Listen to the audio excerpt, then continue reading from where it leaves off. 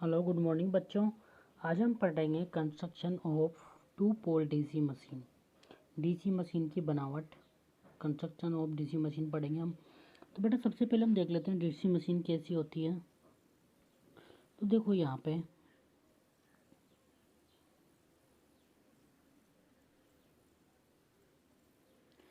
पे हमारे to pole DC machine है हमारे पास। देखो बेटा सबसे पहले हम बात कर लेते हैं। देखो ये है आर्मेचर वाइंडिंग, ये आर्मेचर कोर है, आपको जो दिख रही है ये क्या है, आर्मेचर कोर। और जो इसमें क्या है, जो इसमें स्लॉट है, ये देखो यहाँ पे स्लॉट में क्या है, ये वाइंडिंग रखी हुई है। देखो सारे स्लॉट है इसके, इसमें क्या है, वाइंडिंग रखी हुई है। कौन सी वाइंडिंग रखी हुई है? डिस्ट्रीब्यूटेड वाइंडिंग रखी हुई है। कंसिडर डिस्ट्रीब्यूटेड का मतलब अलग अलग भागों में रखी हुई है सारे स्लॉट है इसमें। इसके बाद हम बात कर लेते हैं। देखो बेटा ये क्या है, ये पोल है, फिक्स पोल है। ये डीसी मशीन के क्या है, पोल है, मैग्नेट। तो इन पोलों की क्या है बेटा, चारों तरफ यहाँ पे वाइंडिंग लिपटी होती है। इसको बोलते हैं फील्ड वाइंडिंग। इनको क्या बोलते हैं, फील्ड वाइंडिंग बोलते हैं। और ये कौन सी लिपटी होती है, इसलिए इसको क्या बोलते हैं, कंसिस्टेंट वाइंडिंग। तो यहाँ पे क्या है, पोल पे जो वाइंडिंग लगी होती है उसको क्या बोलते हैं, फील्ड वाइंडिंग। और कौन सी होती है, कंसिस्टेंट वाइंडिंग होती है। अब बेटा यहाँ पे देखो जो ये स्ट्रक्चर है जिस पे ये सब लगे होते हैं, जो जिस पे फील्ड पोल लगे होते हैं, इस पूरे स्ट्रक्चर को बोलते हैं योक। इसको पूरे क्या बोलते हैं, योक। ये क्या करता है बेटा, मैकेनिकल सपोर्ट करता है तथा 5/2 फ्लक्स देखो इससे पास होता है। टोटल फ्लक्स का हाफ फ्लक्स इससे पास होता है। इसके बाद हम बात कर लेते हैं, जो भी पोल होते हैं उसके आगे वाले सिरे को बोलते हैं पोल शू। पोल शू बोलते हैं। और जहाँ पे ये फील्ड वाइंडिंग लिपटी होती है वहाँ पे बोलते हैं इसको पोल कोर। पोल कोर। अब इसके बाद हम देखते हैं आगे। यहाँ तक आपको समझ में आ गया होगा। इसके बाद देखो आर्मेचर वाइंडिंग देख लिया आपने, फील्ड वाइंडिंग देख ली। इसके बाद हम देखते हैं, देखो बेटा यहाँ पे जो भी ब्रशेज होते हैं,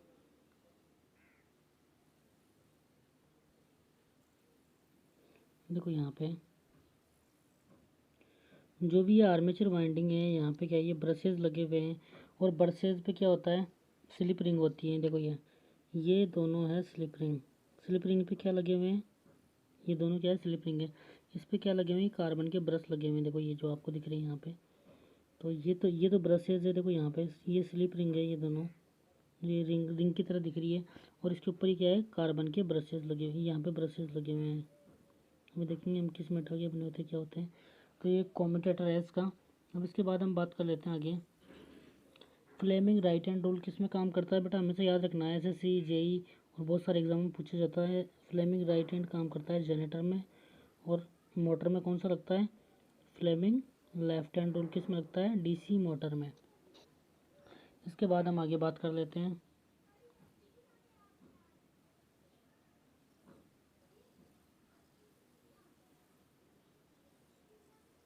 देखो main part of DC motor, देखो क्या होता है, योक होता है। योक क्या है, जो भी मैंने अभी आपको बताया था, योक क्या है, जो भी जिस पे फील्ड पोल लगे होते हैं और पूरा जो मैकेनिकल स्ट्रक्चर, जो लोहे का स्ट्रक्चर होता है बाहर का, उसको क्या बोलते हैं, योक। योक दो मेटल का बना होता है। कास्ट आयरन का स्मॉल मशीन के लिए बना होता है, और लार्ज मशीन के लिए किसका बना होता है, कास्ट स्टील का। इसके बाद पोल कोर मैंने बताया था आपको कि जो पोल्स होते हैं हमारे, उसके आगे वाली कोर क्या बोलते हैं, पोल कोर। पोल कोर तो होती है जहाँ पे फील्ड वाइंडिंग लिपटी होती है। और पोल शू, जो भी पोल होते हैं उसके आगे वाले सिरे को क्या बोलते हैं, पोल शू। पोल शू को लेमिनेटेड करते हैं एडी करंट लॉसेस को कम करने के लिए। और पोल कोर किसकी बनी होती है, कास्ट स्टील की बनी होती है। Armature armature core, armature core किसकी बनी होती है, जहाँ पर आर्मेचर वाइंडिंग रखी होती है कंस्ट्रक्ट। तो ये कौन सी होती है, सिलिकॉन स्टील की बनी होती है। इसके बाद कॉम्यूटेटर किसका बना होता है, हार्ड रॉक कॉपर का बना होता है। और ब्रशेज किसके बने होते हैं, स्मॉल मशीन में तो कार्बन के बने होते हैं, और लार्ज मशीन में इलेक्ट्रोग्राफाइट के बने होते हैं। एग्जाम में पूछे जाने वाले क्वेश्चन बेटा सारे आपको याद रखना है। तो सबसे पहले हम बात कर लेते हैं योग की। योग योग क्या होता है, देखो it is made with cast steel for large machine and cast iron for small machine. Large machine के लिए तो किसका बना होता है बेटा, ये कास्ट स्टील का बना होता है, और स्मॉल मशीन के लिए कास्ट आयरन का बना होता है। याद रखना है, कास्ट स्टील का लार्ज मशीन के लिए और कास्ट आयरन का स्मॉल मशीन के लिए। अब देखो आगे। It provide mechanical support and return path for magnetic flux carrier flux 5/2। ये एक मैकेनिकल सपोर्ट प्रोवाइड करता है पूरे स्ट्रक्चर को। इस पर क्या है, फील्ड पोल लगे होते हैं, जो क्या करता है बेटा, ये मैग्नेटिक फ्लक्स के लिए रिटर्न पाथ प्रोवाइड करता है। इससे कितना फ्लक्स पास होता है, 5/2। देखो मैं दिखा देता हूँ आपको। ये देखो, ये पूरे स्ट्रक्चर को जो भी हमारा ये योक है, जो ये पूरा योक योक है, ये पूरा योक है जो चारों तरफ का दिख रहा है, करता है मैकेनिकल स्ट्रेंथ प्रोवाइड करता है पूरे को। सब कुछ इस पे लगे होते हैं सारे फील्ड पोल, और कितना फ्लक्स पास होता है इससे, 5/2। देखो यहाँ पे लिखा हुआ भी है। इसके बाद हम बात कर लेते हैं बेटा आगे। योग की बात कर ली हमने। अब पोल को और वो पोल शू की बात कर लेते हैं। Both are made with cast steel के बने होते हैं दोनों ही। Pole shoe is near to the armature so it is laminated to reduce the eddy current losses. ये क्या है, पोल शू आर्मेचर के बिल्कुल पास में होती है, इसलिए इसको लेमिनेटेड कर देते हैं एडी करंट लॉसेज को रिड्यूस करने के लिए। और concentrate winding place over the pole core, और पोल कोर पे क्या करते हैं बेटा, कंसंट्रेट वाइंडिंग प्लेस कर देते हैं। The winding throws which current is pass to provide the main flux is called the field winding. जो भी पोल कोर पे जो वाइंडिंग लिपटी होती है, जो क्या करती है, मेन फ्लक्स प्रोड्यूस करती है, इसको क्या बोलते हैं, फील्ड वाइंडिंग बोलते हैं। मैं दिखा देता हूँ एक बार आपको डायग्राम में। देखो बेटा, ये क्या है, देखो ये क्या है, पोल शू है आगे वाला, तो ये क्या है बेटा, आर्मेचर के बिल्कुल पास है, इसलिए इसमें एडी करंट लॉसेज नहीं हो। इसके लिए कम करने के लिए क्या करेंगे हम, यहाँ पे लेमिनेटेड कर देंगे यहाँ पे जो भी पोल शू है हमारा उसको। और पोल कोर की बात हम कर लेते हैं। देखो पोल कोर कहाँ पे है, यहाँ पे। इसके पोल कोर के ऊपर बेटा क्या होती है, फील्ड वाइंडिंग लिपटी होती है ऐसे। जो ये फील्ड वाइंडिंग लिपटी होती है पोल कोर पे, जो क्या करती है, मेन फ्लक्स प्रोड्यूस करती है। ठीक है, अब आगे देखते हैं। पोल कोर पोल शू की बात कर ली हमने।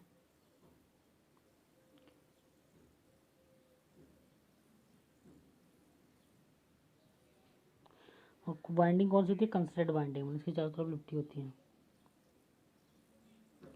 इसके बाद हम बात कर लेते हैं आर्मेचर कोर।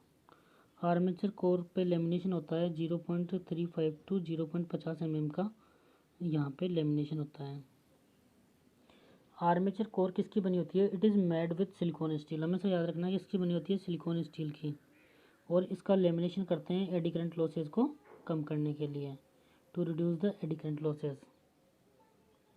इसके बाद हम बात कर लेते हैं कॉम्यूटेटर की। It is made with hard drag copper to reduce wear and tier.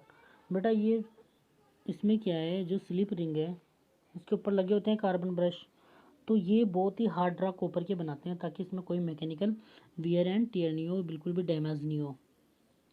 It work as a mechanical rectifier to convert alternating current to current of armature को। देखो आर्मेचर में हमेशा कौन सा करंट होता है बेटा, अल्टरनेटिंग करंट होता है, एसी करंट होता है आर्मेचर में। अब क्या है, जैसे हमारा डीसी जनरेटर है, तो हमें आउटपुट क्या मिलेगा, डीसी। तो बेटा ये जो हमारा ये हैं, जो हमारे ब्रशेज है, वो क्या करेंगे, आर्मेचर के एसी करंट को किस में कन्वर्ट कर देंगे, डीसी करंट में कन्वर्ट कर देंगे। तो किसकी तरह काम कर रहे हैं, मैकेनिकल रेक्टिफायर की तरह काम कर रहे हैं। रेक्टिफायर क्या करता है, एसी को डीसी में बदलता है, तो मैकेनिकल रेक्टिफायर की तरह काम करते हैं। आर्मेचर के एसी को किस में बदलते हैं, डीसी को में बदल देते हैं, डीसी जनरेटर के केस में। और मोटर के केस में किसकी तरह काम करेगा, मोटर के केस में बाहर से हम कौन सी सप्लाई देंगे, डीसी, और आर्मेचर को कौन सी चाहिए, आर्मेचर में कौन सा करंट होता है, एसी। तो डीसी को एसी में बदलेगा तो किसकी तरह काम करेगा, अल्टरनेटर की तरह काम करेगा, इन्वर्टर की तरह। In case of DC motor work as a mechanical inverter in case of DC motor. और जैसे बाहर से हम मैकेनिकल सप्लाई, मैकेनिकल जैसे मोटर को बाहर से इन्वर्टर की तरह काम करता है डीसी मोटर के केस में, work as a mechanical inverter in case of DC motor.